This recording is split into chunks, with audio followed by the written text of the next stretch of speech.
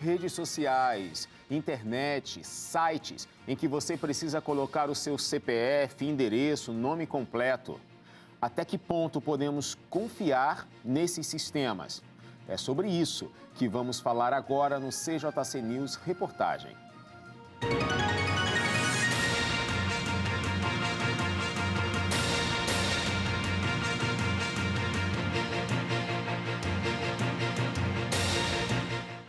Olá, mais uma vez estamos aqui juntos para vermos notícias e informações que têm a ver com a nossa vida, o nosso dia a dia. Hoje, no CJC News Reportagem, a gente fala sobre tecnologia e a privacidade de dados. Quem não tem informações pessoais na internet? Mesmo que você não queira completar ou preencher uma ficha de cadastro num site, só o fato de ter uma conta bancária, você já tem informações na rede. Em um mundo cada vez mais digital, a coleta de dados pessoais tornou-se uma prática comum entre empresas de tecnologia. Aplicativos, redes sociais e os sites, eles coletam informações sobre os nossos hábitos, preferências e até comportamentos, só para personalizar serviços e direcionar a publicidade, propagandas que você recebe, parece que aleatoriamente. No entanto, muitos usuários desconhecem a extensão dessa coleta e os riscos envolvidos. Vamos ver. Sites, aplicativos e as redes sociais tendem a recolher todos os dados que dizem respeito às buscas, geolocalização ou outros dados consultados. Como Google, Yahoo e Bing, os principais motores de busca estão integrados na intenção de propor vários outros serviços para os internautas. Através deles, os grupos recolhem dados adicionais que, cruzados com os coletados pelos motores de busca, traçam um perfil ainda mais preciso ao usuário, sem que ele precise ao menos da idade ou gênero. Empresas como Meta, TikTok, Spotify, Amazon, Duolingo e até jogos como Candy Crush estão entre os que mais coletam dados pessoais. A Lei Geral de Proteção de Dados Pessoais, sancionada em 2018, estabelece regras para o tratamento de dados no Brasil. Ela exige que empresas obtenham consentimento explícito dos usuários antes de coletar e compartilhar seus dados, além de garantir direitos como acesso, correção e exclusão de informações. No entanto, a efetividade da lei depende da conscientização dos cidadãos e da fiscalização das autoridades competentes. A coleta de dados, na maioria das vezes, tem como objetivo personalizar experiências, exibir publicidade direcionada e aprimorar os serviços oferecidos. Mas quando feita sem transparência, pode comprometer a privacidade e ser usada de forma abusiva. Pois é, e para quem deseja maior controle, é possível ajustar as configurações de privacidade, desativar o compartilhamento de localização e até limitar o uso de cookies, que nada mais é que um registro que fica no seu celular, no seu computador, para futuramente facilitar os acessos àquele site. Por isso é fundamental ler os termos de uso, revisar as permissões concedidas e escolher com cuidado quais dados você quer compartilhar. Em um mundo cada vez mais digital, proteger os dados pessoais é uma questão de segurança e cidadania. Pois é, os aplicativos, quando você faz o download para o seu celular, por exemplo, ele pede algumas permissões, como acesso a fotos, microfone, câmeras. E aí você fica, quando eu falo câmeras, né, a frontal e a traseira, para que possa registrar alguma coisa. Não quer dizer que esses aplicativos vão captar tudo o que você está falando, mas também não quer dizer que não vão fazer isso. No momento em que a gente permite, a gente dá legalidade para aplicativos, sites, registrar tudo. Por exemplo, quando você acessa um site, é comum aparecer uma barra de diálogo perguntando se você aceita todos os cookies, né, ou alguns, enfim, e aí você vai e clica lá. Eu costumo, de forma talvez errônea, aceito para poder acelerar o processo. A questão toda é que esses dados, e que dados que você coloca se você não digita nada, mas os cliques que você dá, o tempo que você passa visualizando uma imagem, o tempo que você leva aguardando aquele vídeo carregar, ou quanto tempo você assiste, isso já é informação, já é dados úteis demais para a empresa que está lá promovendo aquele site ou aplicativo. Isso faz com que a publicidade, com que a propaganda, com que os comerciais sejam bem direcionados. É um algoritmo extremamente inteligente, a gente não pode dar mole. É bom observar. Vamos para a nossa nuvem de palavras? Eu quero ver. A palavra central eu imagino que seja tecnologia, mas as palavras em volta me chamam a atenção e me deixam curioso. Vai lá.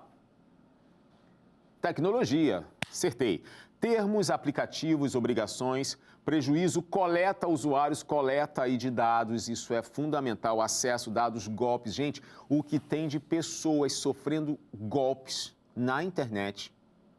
Vimos aí recentemente esse escândalo explodindo no INSS. Milhares de aposentados foram descontados durante anos um pouquinho da sua aposentadoria. Isso já é um grande golpe. A questão é que os criminosos estão utilizando essa informação para dar outro prejuízo em muitos aposentados e pensionistas, dizendo que deposita aqui um valor para acelerar o processo de reembolso. E aí, gente, é mais golpes que podem acontecer na internet. Vamos ali, ó, privacidade, proteção, vazamento, lei geral, isso daí a gente vai falar, cotidiano, segurança, mas falando em segurança, é impossível a gente ter segurança se não tiver um caso que chame a atenção. Por exemplo, as leis foram criadas a partir do momento que os problemas foram surgindo para conter a coisa. Não é à toa que a segurança, principalmente digital, é uma resposta aos golpes. E é sobre isso que a gente fala agora. Olha só, uma das principais preocupações entre as pessoas, quando se fala em tecnologia, é a segurança no ambiente virtual, na internet. O alto número de golpes virtuais e outros problemas recorrentes, como o vazamento de dados, se tornaram um pesadelo para quem utiliza a internet diariamente. Acompanhe.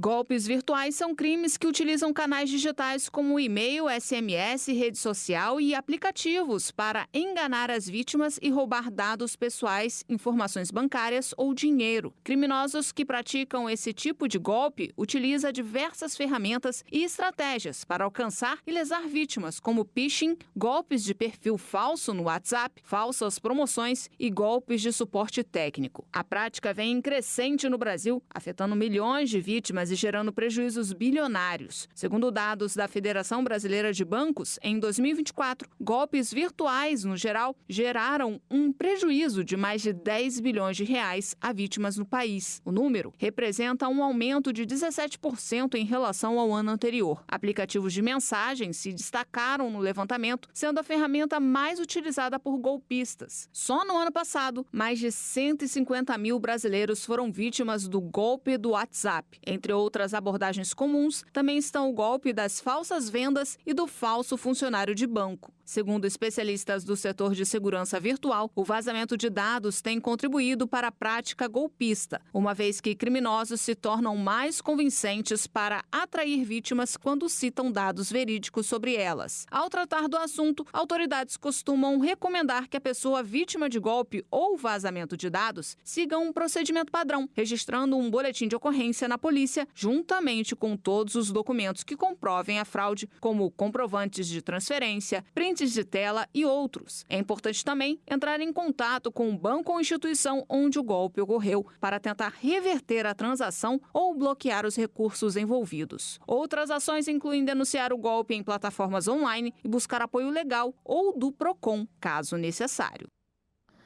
Pois é, e as informações são rapidamente passadas, principalmente pelo celular. É comum muitas pessoas caírem em golpes, como a gente viu na reportagem. Por quê? Porque criminosos estão cada vez mais convincentes para enganar pessoas. E às vezes são tão sutis que o falso funcionário do banco, ele consegue ter o mesmo linguajar, fala palavras similares, consegue lubridiar a pessoa. E aí ela pensa, realmente do banco, e aí você acaba sendo enganado. Dessa forma, você cai num golpe.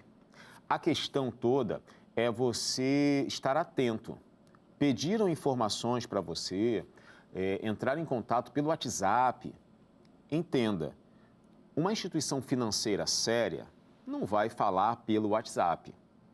A não ser que seja uma IA, por exemplo. Tem bancos aqui no Brasil que você consegue perguntar o seu saldo pelo WhatsApp. Mas esse mesmo perfil no WhatsApp de um determinado banco não vai te pedir um dinheiro nem pedir dados. Afinal de contas, foi você quem chamou da primeira vez e ele fez uma configuração para você.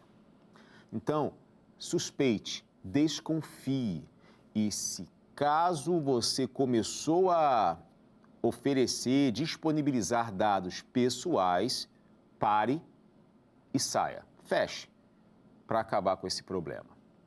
É melhor prevenir que remediar.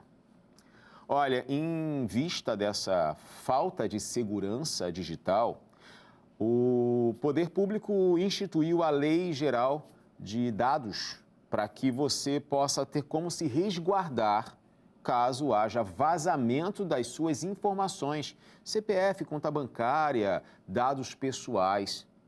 Olha, em vigor desde 2020, a Lei Geral de Proteção de Dados Pessoais, conhecida como LGPD, transformou o cenário da privacidade no Brasil, ao estabelecer regras claras sobre o tratamento de dados pessoais. Ela foi inspirada em legislações internacionais. A LGPD visa garantir mais segurança e transparência no uso de informações, assegurando direitos fundamentais aos cidadãos. Entre os principais direitos aos usuários, previsto na lei estão o acesso facilitado às informações sobre seus dados, a possibilidade de correção de informações incompletas ou desatualizadas, a revogação do consentimento e até a exclusão dos dados quando solicitado. Além disso, os titulares podem exigir que as empresas informem com clareza para qual finalidade os dados estão sendo coletados e como eles serão utilizados. Por outro lado, a lei impõe uma série de deveres às empresas e organizações públicas e privadas que tratam dados pessoais.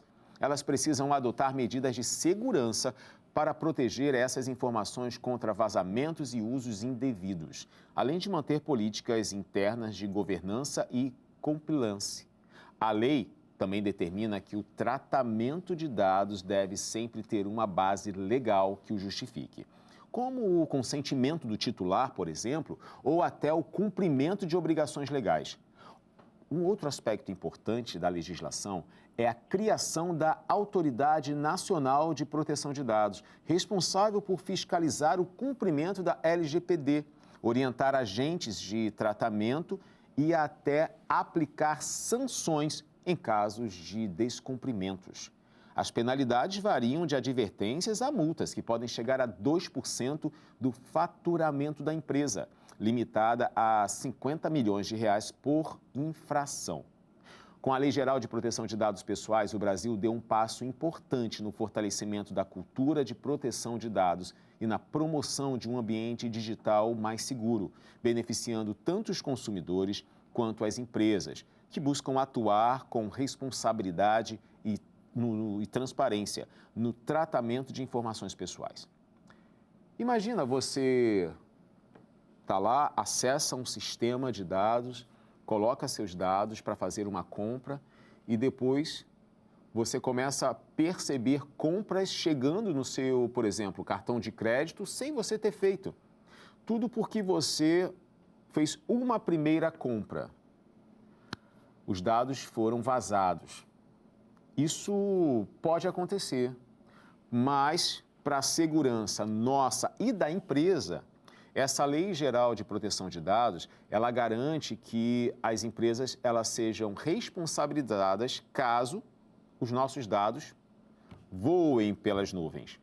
E também se a gente fizer algo para abalar ou quebrar isso. É a proteção para os dois lados. A gente precisa, não tem como. Falava-se no passado que a internet é um mundo sem lei. Agora tem lei. Não tem para tudo ainda, mas tem para muitas coisas que a gente precisa saber para poder correr atrás e clamar por justiça. Olha, a minha equipe foi às ruas para fazer pergunta para as pessoas e saber o que elas pensam sobre esse tema. A pergunta, agora que a gente fez a eles, foi a seguinte: você costuma ler os termos de uso antes de aceitar um aplicativo ou um site? Vamos ver qual foi a resposta?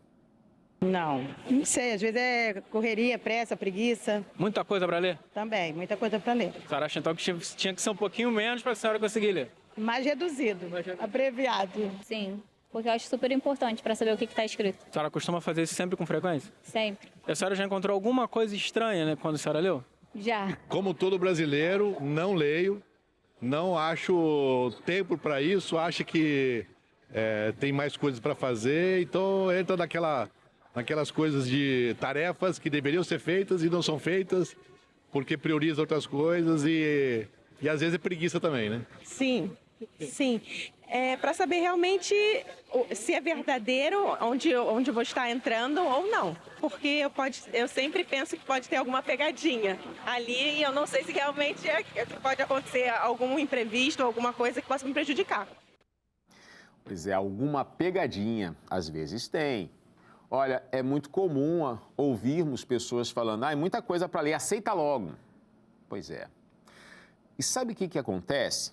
Existe um ditado popular que é melhor prevenir que remediar.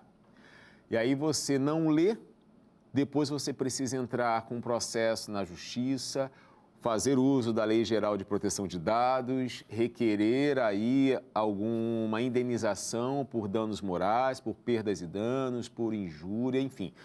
Pode vir um catatal de crimes envolvendo seu nome. Principalmente em crimes envolvendo aí, retiradas de empréstimos, compras indevidas, irregulares, viagens. E até, gente, eu já fui vítima desse golpe. Não foi um golpe, foi um crime, mas eu fui vítima, porque conseguiram o número do meu cartão de crédito e fizeram várias compras no Facebook Ads. E aí eu só vi chegando e eu entrei em contato com a operadora para bloquear o cartão. E aí falaram para mim o seguinte: paga a fatura que a gente depois verifica. Se não foi você, a gente reembolsa. Aí eu falei assim, então cancela o cartão, porque eu não fiz. A gente precisa tomar, às vezes, decisões muito rápidas, porque já pensou? E não eram pequenas compras e nem poucas, eram inúmeras, que eu nem sei quantas foram, mas passaram de 20 compras. Tudo por uma propagandinha no Facebook. Mas imagina, a furada. É bom ficar muito atento. Vamos para mais um assunto aqui dentro de tecnologia e privacidade no meio digital. É inegável a praticidade que os aplicativos proporcionam, né? Você realiza as tarefas que eram burocráticas, como ir até um banco, comprar itens pessoais ou de supermercado. Porém, por mais simples que sejam, todas essas ações requerem um fornecimento de dados, o que levanta a discussão da privacidade digital. Vamos ver. Para profissionais de marketing, os dados pessoais das pessoas são informações valiosas que contribuem na criação de diversas estratégias e oferecem resultados satisfatórios, pois eles permitem entender melhor o perfil do consumidor. Segundo o que é proposto pelo Marco Civil da Internet, a utilização dos dados pessoais é autorizada no momento em que se aceita os termos de uso de um aplicativo. Porém, muitos usuários não se dão conta do que estão aceitando, principalmente quando se trata de cookies cookies e rastreamento online, que são métodos utilizados para coletar informações sobre seus hábitos de navegação. Ao clicar em aceitar, o usuário autoriza a coleta de dados, incluindo o histórico de navegação, a localização e até mesmo dados sobre o comportamento em diversos sites e aplicativos. Essa coleta pode ser utilizada para criar perfis mais precisos e segmentar publicidades, o que gera mais conversões para empresas, mas também revela uma parcela significativa da vida privada do usuário. Para contribuir com a segurança no universo online, há a Lei de Proteção de Dados Pessoais. O objetivo dela é garantir que as empresas coletem apenas as informações necessárias para que o usuário execute as tarefas do app e comunique como e quem as utiliza. Não é possível ter 100% de privacidade digital, mas há formas de aumentar a segurança da informação compartilhada em cada aplicativo, escolhendo qual pode ou não pode utilizar os dados pessoais. Já as redes sociais permitem escolher quem pode visualizar as publicações. Essa é uma forma de deixar as divulgações seguras, tanto as realizadas no feed quanto as de perfil, como data de nascimento, e-mail e número de telefone. Contudo, além dessas ações, é importante conhecer os dados que as empresas coletam e quais são os fins deles. Essa informação é obtida nos termos de uso do aplicativo, acessados a qualquer momento na opção de políticas de privacidade. Mas o que acontece, na realidade, é que a maioria das pessoas aceitam esses termos sem sequer ler, o que torna essa informação inacessível ou complexa para quem não está familiarizado com o jargão jurídico. É importante, pessoal, ficar bem atento aos pedidos de autorização de cookies, aquele que eu falei que fica marcado no seu celular ou computador, para quando você voltar ao site e acelerar o processo. Isso pode parecer até que ajuda, mas é uma informação importante que ele consegue coletar de você. E também revisar as configurações de privacidade, como a desativação de rastreamento e limitação da coleta de dados. Uma outra estratégia eficaz é usar navegadores que protejam a privacidade, como aqueles que bloqueiam cookies de terceiros e rastreamento cruzado. Olha, é muito importante a gente, quando estiver na internet, ter consciência do que está sendo baixado, os sites que a gente está visitando, porque tem até uma história de um camarada que achava que toda a tecnologia era segura. E ele tinha celular, tinha notebook, tinha dispositivo, né, que você fala e atende, enfim, um monte de coisa. Até que ele contou pra gente contou uma piada. E aí ele percebeu e ficou com muito medo, porque no final da piadinha, a esposa dele riu. Ele riu. Aí a Siri riu e a Alexa também riu. Todo mundo riu. E ele falou assim, como? E aí isso faz a gente pensar, essa historinha boba, faz a gente pensar assim, eu não pesquisei nada de viagem, mas só aparece propaganda de viagens no meu celular. Mas se você falou de viagem, um lugar que você quer viajar e talvez disse um lugar que você quer, aquele aplicativo que você deu permissão no download, lá no Apple Store, no Play Store do Google, você teve que dar a permissão. Ele fica com o microfone atento. E aí você vê as propagandas que não tem nada a ver, surgiu, não foi por acaso. Vamos seguir, gente. Olha só, o avanço acelerado das tecnologias digitais tem transformado a vida cotidiana, oferecendo mais comodidade, é mais cômodo, quase não sai, e eficiência por meio de recursos como reconhecimento facial, compartilhamento de localização e até de assistentes virtuais. No entanto, esse cenário também levanta um importante debate. Até que ponto vale a pena abrir mão da privacidade em troca desses benefícios? Cada vez mais presentes em smartphones, aplicativos e dispositivos domésticos, essas ferramentas coletam uma grande quantidade de dados pessoais. O reconhecimento facial, por exemplo, é usado para desbloquear aparelhos ou realizar pagamentos, mas também pode ser empregado para monitorar em espaços públicos, o que gera preocupações sobre vigilância e segurança das informações.